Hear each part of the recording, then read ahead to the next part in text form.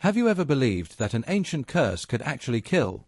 The story of King Tutankhamun, the youngest and most mysterious pharaoh of ancient Egypt, has haunted the world for more than a century. In 1922, when his almost perfectly preserved tomb was uncovered, the world was stunned by the treasures of gold, priceless artifacts, and the nearly intact mummy of the boy king. But shortly after the discovery, a series of strange deaths began to spread among those who had entered the tomb. At that moment, newspapers all over the world spread the chilling headline of the pharaoh's curse: "Death shall come swiftly to those who disturb the eternal rest of the pharaoh." But was it just a terrifying superstition, or something truly beyond human understanding? Tutankhamun, better known as King Tut, became pharaoh at only 9 years old, ruling for a short time before dying suddenly at 19. His reign was brief, but his death and his untouched burial chamber made him the most famous pharaoh in history. In November 1922, after years of failed searches, archaeologist Howard Carter and his sponsor, Lord Carnarvon, finally found the entrance to Tut's tomb in the Valley of the Kings. When Carter peered through the small opening, he whispered with trembling voice, "I see wonderful things." Inside they discovered a solid gold coffin that held the mummy of Tutankhamun.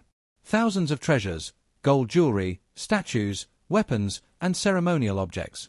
Chariots, thrones, and walls painted with sacred scenes of the afterlife. It was hailed as the greatest archaeological find of the 20th century. But the glory soon turned dark. Not long after the tomb was opened, unsettling events began to unfold. Lord Carnarvon, the expedition's financial backer, died suddenly just 4 months later.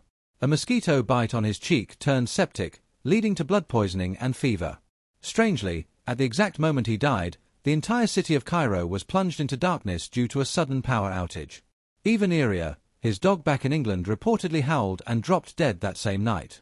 George J. Gould I, an American millionaire who visited the tomb, fell ill with a high fever shortly afterward and died. Archibald Reed, the doctor who performed the first X-ray on Tutankhamun's mummy, also died soon after under mysterious circumstances.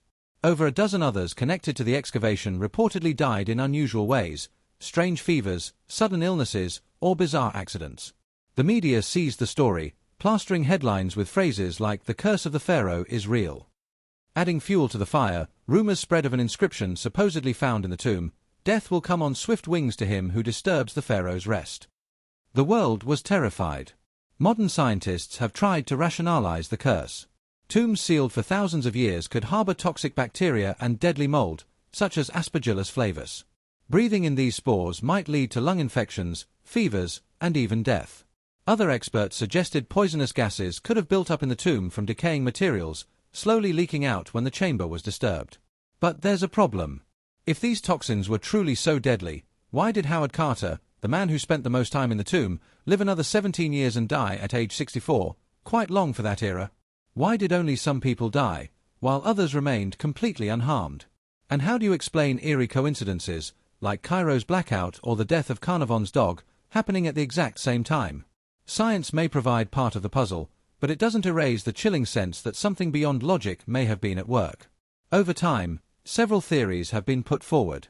A deliberate trap by the ancient Egyptians. They may have used toxic substances, deadly molds, or even chemical traps to protect the tomb from intruders. A creation of the press. Journalists in the 1920s loved sensational headlines, and the curse of the mummy was the perfect story to spark global hysteria.